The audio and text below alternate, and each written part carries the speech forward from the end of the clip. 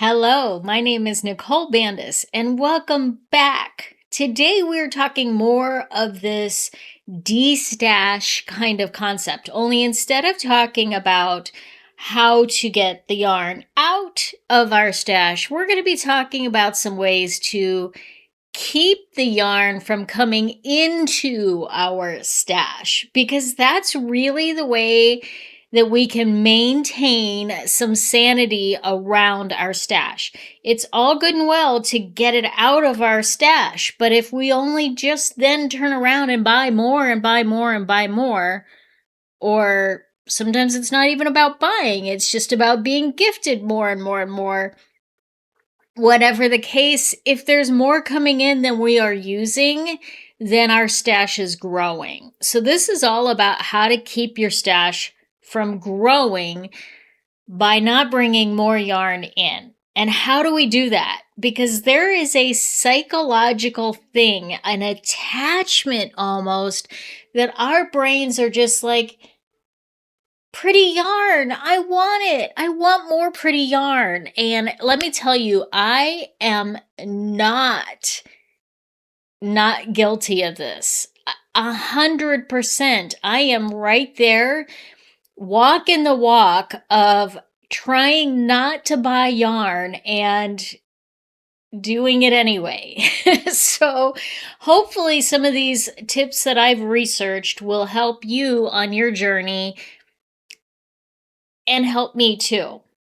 Okay, so the mission is to, now that we have some management of our stash, to keep it managed, right? That's our first step. And we're going to keep working on that. The first process that I 100% know is important is the digital detox. And this is, I'm probably subscribed to at least 20 different yarn or yarn related newsletters.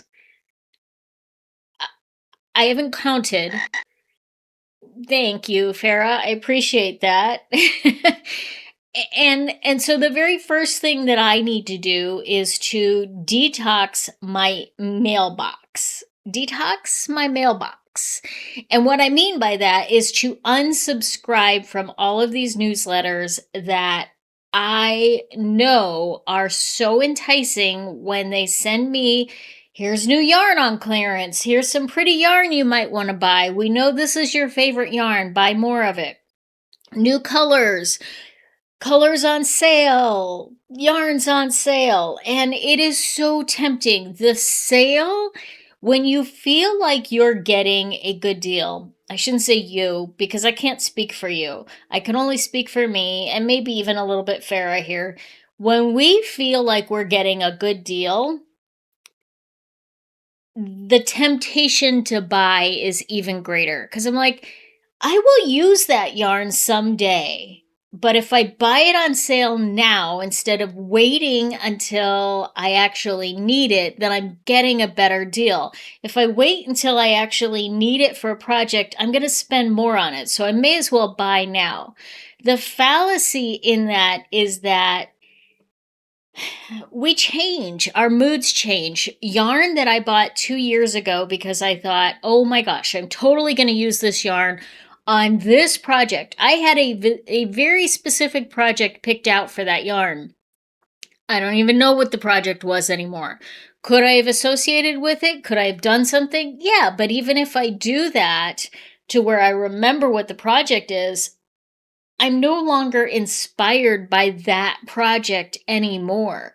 So buying yarn, even with a specific project in mind, buying it now when I have 10 other projects that I have yarn for that I can be working on because this yarn is on sale now, doesn't make a lot of sense, because I might not be inspired to do that project when I'm ready to actually do that project, when it comes up in the queue.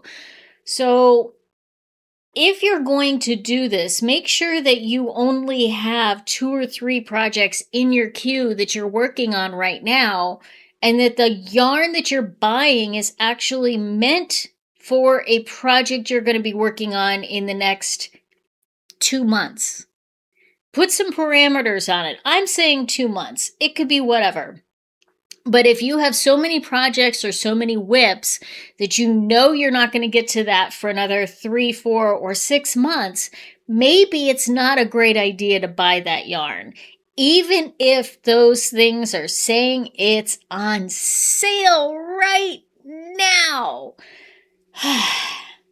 Just unsubscribe from them, and then those sales won't be tempting you. To me, that's kind of the way that I have to do it, is I have to just unsubscribe so the temptation is not there. Then the other piece of this is to give yourself a 24-hour or a 48-hour restriction. And the way that I do this is I put the yarn in my cart, and I'm not allowed to buy it for at least 24 hours. If after that 24 hours has passed, I'm still thinking about it and I'm still processing how amazing that project is going to be, then maybe it's okay to bring that yarn in. But if I've totally forgot about it, by the time I go back to my cart, I'm like, oh, yeah, I was going to buy that yarn. Then no, it's a no-go. You cannot buy that yarn. I cannot buy that yarn. No buying that yarn, okay? Another thing that you can do, and this is a brand new idea that I've just recently been introduced, is to gamify your purchases. So if you're the kind of person that you're like, okay, doing a no buy is no bueno, there is just no option for me not buying any yarn whatsoever, then create some sort of a game that you can follow so that it becomes a reward system for actually accomplishing some destash. One of the ones that I've seen recently is a bingo card. You can create a bingo card. There's some in Canva. I'll share a link to one that I've created, but you can modify all of the categories. You can change them up as you feel is more relevant to your stash. And only once you've achieved a bingo do you get to buy more yarn. So it's sort of like an incentive to say, I'm not going to buy yarn until I have accomplished a bingo. Or if you have like a calendar, you can say, if I have used up a certain amount, or if I have crocheted a certain number of days in a row, then you can buy more yarn. Whatever sort of gamification works for you is a great way to sort of create an incentive to use the stash that you have first before bringing more stash in. And to go along with this, I try and follow a 1 in, 2 out rule. Instead of 1 in, 1 out, I want to follow a 1 in, 2 out because I'm trying to decrease my stash, not increase my stash. So I have certain things like my yarn reviews, which if you're not familiar with those, I will link to those down below. I have a whole playlist of my reviewing different yarns. So I have to buy new yarn for that. I have a lot of yarn already that I can go through, but there's always the new yarns, right? So there is some like convincing myself that I need the new yarn for that reason. But anyway, so there are certain times that I am going to be purchasing new yarn, but the rule that I want to set for myself is for every yard or gram, I base it on grams, that I bring in, I want to use up at least 2 grams or de-stash at least 2 grams. So I don't have to necessarily use it up. I might donate it. I might sell it. I sell a lot of yarn on Ravelry. So, if you're looking for something specific, check out Ravelry and you can find all kinds of things for sale over there. Let me know if you want me to do a video on how to buy yarn on Ravelry. It's actually pretty darn easy overall. Anyway, set those parameters for yourself around your buying journey and what rules you want to have as far as that goes. And it may be I only want to spend $10 a month on yarn. And if the project that I have requires $30 worth of yarn, well, I have to wait 3 months to get that. I cannot buy it in advance. I have to wait 3 months to get the yarn that I need for that new project. Now, let's talk a little bit about getting some enjoyment out of the stash that we already have, because part of the challenge of wanting to buy new yarns is the joy of seeing the new yarns and being inspired by what you can do with it, and the pretty colors and the soft textures and all of that kind of sensory stuff that goes into it. But we can accomplish those same things with our existing stash. So the challenge that I want to give you is to really, if you haven't gone through and done an inventory of your own stash, that's totally okay. You can do this anyway. But occasionally look to your own stash and do things like, if something is in a hank, put it in a cake. If it's in a cake, maybe you want to put it in a ball.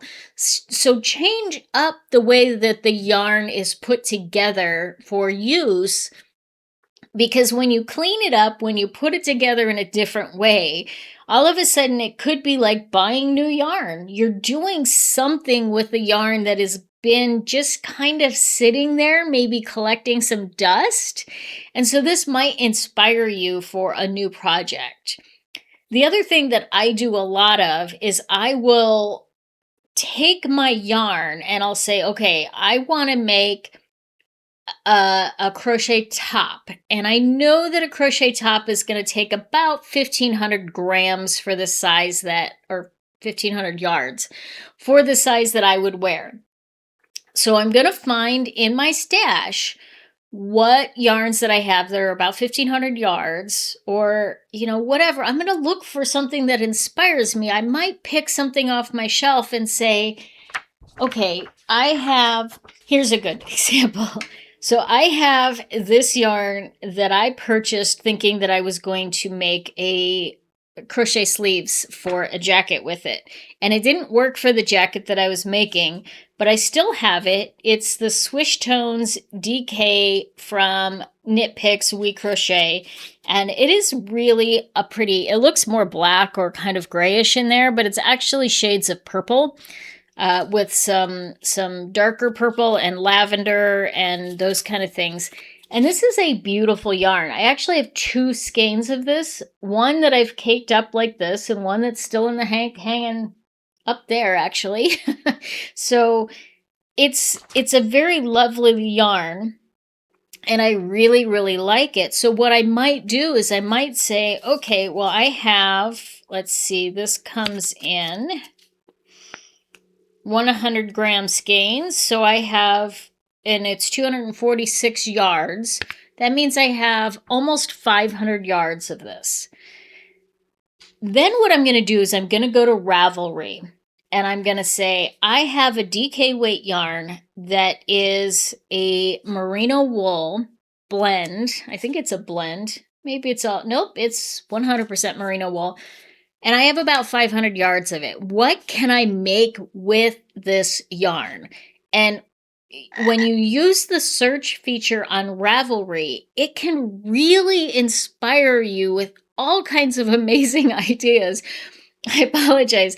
I'm looking out my window over here, and I have a roadrunner running across my driveway, and that's where I live. Yes, I live out in the country in the desert, and I have roadrunners running across my driveway. How cool is that?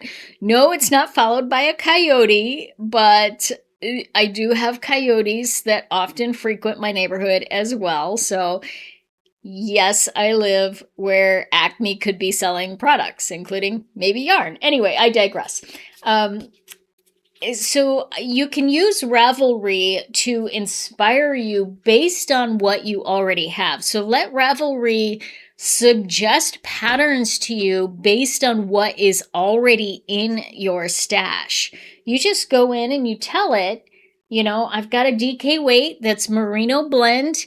I have about 500 grams or 500 yards of it. What kind of projects could I make with this? And play around with all kinds of the different criteria and see what comes up. That is a fabulous way to shop your stash and to get re-inspired by your stash, because when you pull out some yarns, you can even go to Ravelry and say, this is the yarn that I have, the exact yarn that I have.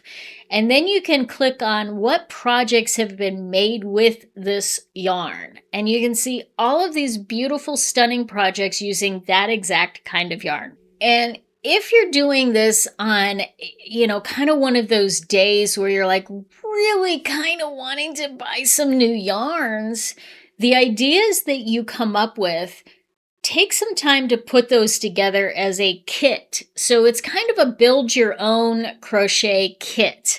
You're taking your yarns that are in your stash, you're finding some inspiration on Ravelry, and then you're putting those together to create a future project kit. Put them together with a really pretty bag or something that is going to inspire you, and set them where it's really visible so you can say, I've got my next 3 project kits already set up and I'm good to go. Now, that being said, if you are like me, there is a very good chance that when you finish one project, the project you had planned on doing next no longer inspires you in the same way. Yeah, it happens. And it's okay. So, this channel was originally called Off the Hook Crochet because I wanted to let myself off the hook when it comes to all of the rules associated. So while I do have very soft rules for myself, it's okay if I let myself off the hook and say, I'm not feeling like doing that project right now. You know what? I just finished something with fingering weight yarn, and now I want to work on something with worsted weight yarn. Or I just finished a merino wool. Now I want to do something that is like super soft and fluffy, and I don't care what it is, as long as it is a dreamy yarn to work with. So you have all of those things and you get to change your mind, but the idea is that you have those rules as sort of like, think of them as bumpers in bowling. If you've ever been bowling, especially with kids, you know that they have these rails that they can put up so that it keeps you within certain guidelines and doesn't let you fall totally off the track, off the lane, but it can kind of be messy as you're going through, kind of bumping back and forth. And that's okay as long as you don't fall off the lane into the gutter. So that's kind of what these are like. These are soft rules that keep you on the track, even though sometimes the track looks messier than what you really wanted it to look like. Now, when you do sort of hit those bumpers, just look at that as an opportunity for input. And here's where I think a lot of times we sort of get frustrated because we fall off the wagon and then all of a sudden it's like, I'm a failure. I couldn't stick with it, so I may as well just go all out. And there is a super powerful book. It's really one of my most favorite books from when I was doing a lot of life coaching. Farah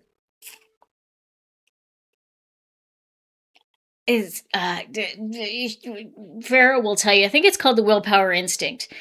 And it really talks about this idea that when we slip up, there is a psyche in us that allows us off the hook and off the rails. So rather than having one little slip up to say, okay, you just bought 2 skeins of yarn.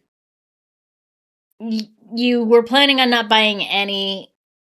So let's get back on the straight and narrow. Instead, this is you just bought 2 skeins of yarn. You failed, so you may as well just go out and have a big old spending spree.